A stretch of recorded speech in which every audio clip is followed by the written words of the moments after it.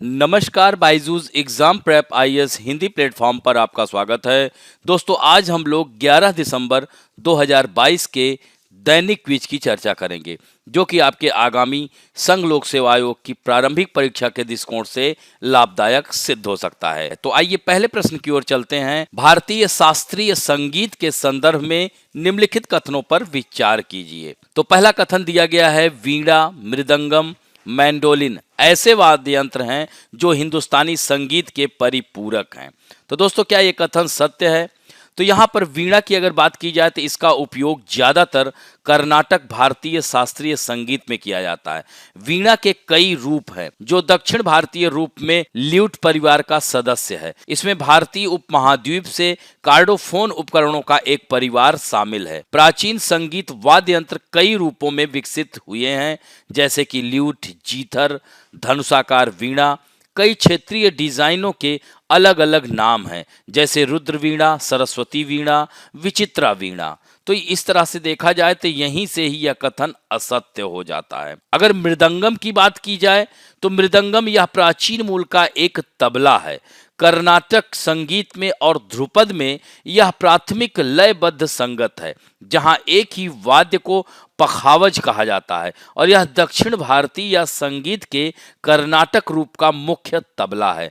तो ऐसे में यह कथन असत्य हो जाता है। और मैंडोलिन की अगर हम बात करें तो 19वीं शताब्दी तक मैंडोलिन पश्चिमी दुनिया में ऑर्केस्ट्रा का एक हिस्सा था, लेकिन 20वीं शताब्दी की शुरुआत में इसे एकल उपकरण के रूप में स्थापित किया गया। भारत में हालांकि अब कई सालों से मैंडोलिन का उपयोग किया जा रहा है, वरना पहले यह केवल हल्के संगीत तक ही सीमित था। यद्यपि बहुत कम संगीतकार हैं जो मैंडोलिन पर भारतीय शास्त्रीय संगीत बजाते हैं।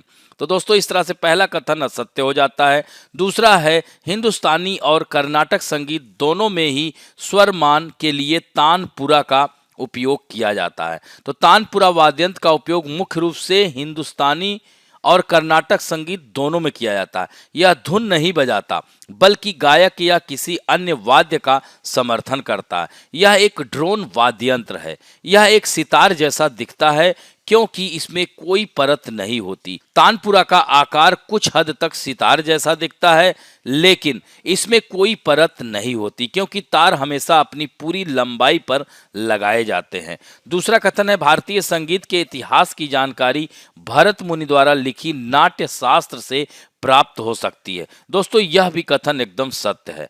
अब यहाँ पर दिया गया है कि उपरोक्त कथनों में से कितने कथन गलत हैं। तो एक कथन गलत है, तो अतः उत्तर क्या हो गया? ए हो गया, यानी केवल एक कथन गलत है।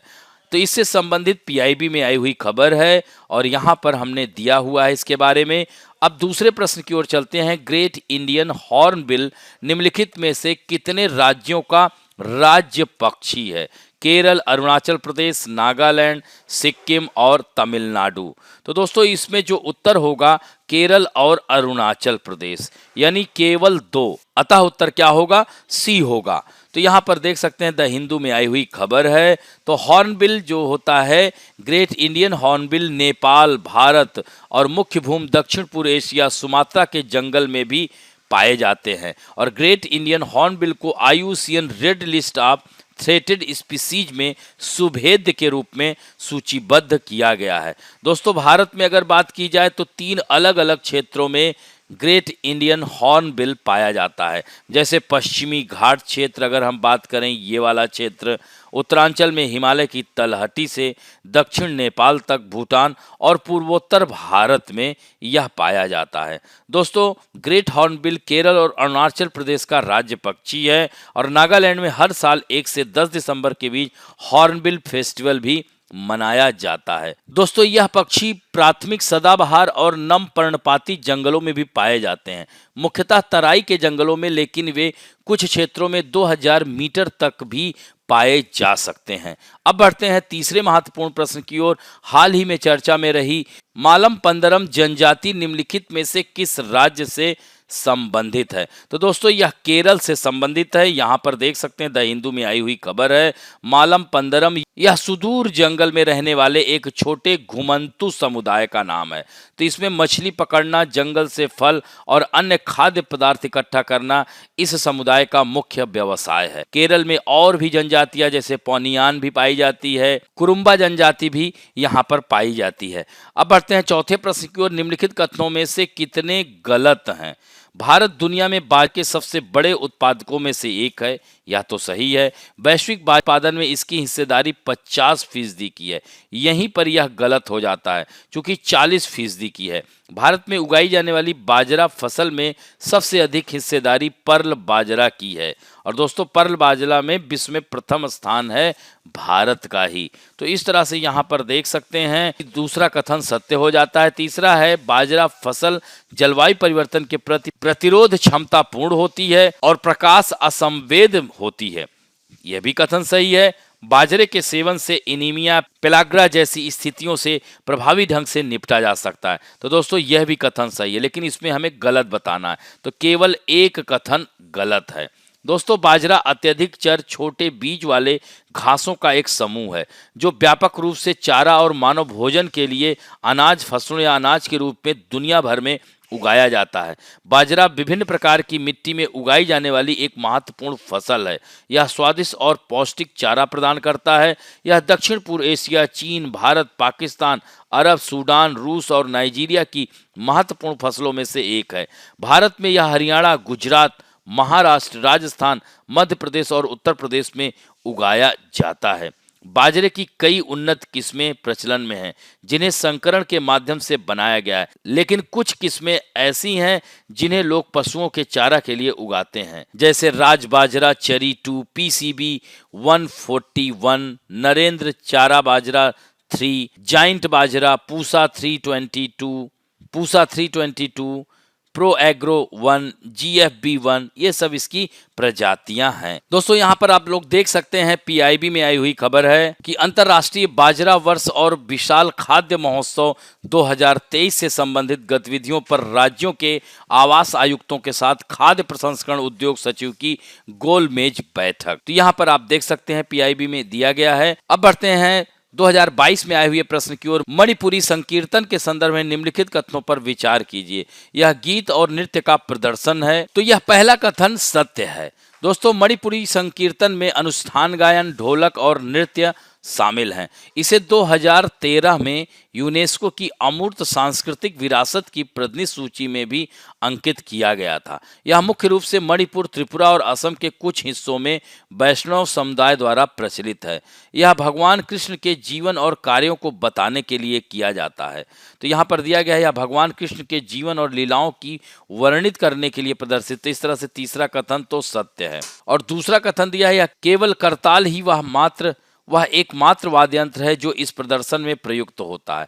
दोस्तों यह कथन असत्य हो जाता है। दोस्तों यह केवल संगीत वाद्य यंत्र नहीं है क्योंकि प्रदर्शन में ड्रम का उपयोग भी किया जाता है।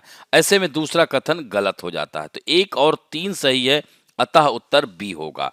अब बढ़ते हैं आज के फैक्ट ऑफ द डे में। निक्षय मित्र पहल योजना। दोस्तों यहाँ पर आप देख सकते हैं उत्तर प्रदेश की राज्यपाल श्रीमती आनंदीबेन पटेल ने केंद्रीय स्वास्थ्य एवं परिवार कल्याण मंत्री डॉक्टर मनसुख मांडविया की उपस्थिति में सार्वभौमिक स्वास्थ्य कवरेज दिवस 2022 का उद्घाटन किया और उन्होंने यही कहा कि निक्षय मित्र पहल की भावना प्रगति की सराहना करते हुए यही कहा कि केंद्र, राज्यों और समुदायों और व्यक्तियों के सहयोगपूर्ण प्रयास से हम वर्ष 2025 तक टीबी मुक्त भारत के लक्ष्य को प्राप्त कर सकते हैं। तो दोस्तों यहाँ पर बात आ रही है निक्षय मित्र पहल है क्या? तो दोस्तों यह पहल टीबी पीड़ित रोगियों के पोषण, अतिरिक्त नैदानिक और व्यावसायिक सहायता के 3 स्तरों पर सहायता प्रदान करने का प्रयास करती है। यह दानदाताओं को टीबी के उपचार से गुजर रहे लोगों को विभिन्न प्रकार की सहायता प्रदान करने के लिए एक मंच प्रदान करता है और इस तरह से यह त्रिआयामी समर्थन जो है तो पोषण संबंधी और नैदानिक सहायता तथा व्यावसायिक समर्थन यह करता है। निक्षय मित्र कहे जाने वाले दानदाता निर्वाचित प्रतिनिधियों, राजनीतिक दलों, व्यावसायिक घरानों, गैर सरकारी संगठनों एवं व्यक्तियों से हितधारकों की एक विस्तृत श्रृंखला हो सकते हैं। दोस्तों, प्रधानमंत्री टीबी मुक्त भारत अभियान यह 2018 में शुरू किया गया था और इसका उद्देश्य है 2025 तक देश से टीबी उन्मूलन के मिशन को पुनर्जीवित करना। दोस्तों, पीएम टीबी मुक्त भारत अभियान पहल के तहत व्यक्ति, संगठन, व्यावसायिक समूह, सहकारी संगठन, निर्वाचित नेता एवं गैर सरकारी संगठन टीबी से प्रभावित व्यक्तियों को गोद लेकर सहायता प्रदान कर सकते हैं। और दोस्तों, हमारे देश के प्रधानमंत्री नरेंद्र मोदी ने मार्च 2018 में दिल्ली एंड टीबी शिखर सम्मेलन में 2030 एसडीजी लक्ष्य से 5 वर्ष पूर्व देश में टीबी को समाप्त करने का आह्वान भी किया था। तो इस तरह से आज के जो महत्वपूर्ण प्रश्न हैं उनका उत्तर आपको जरूर देना है। आज के लिए आप लोगों के लिए प्रश्न है कि टीबी जीवाणु जनित बीमारी है या विषाणु जनित बीमारी है और इसके जीवाणु का क्या नाम है। दूसरा महत्वपूर्ण प्रश्न है, भारत में बाजरा का उत्पादन सबसे अधिक कौन सा राज्य करता है। तो इस तरह से आज का अंक यहीं समाप्त करते हैं। आशा करता हूं कि आज का वीडियो आप लोगों को अच्छा लगेगा। यदि अच्छा लगे तो प्लीज लाइक, शेयर, सब्सक्राइब और बेल आइकन दबाना ना भूलें। धन्यवाद।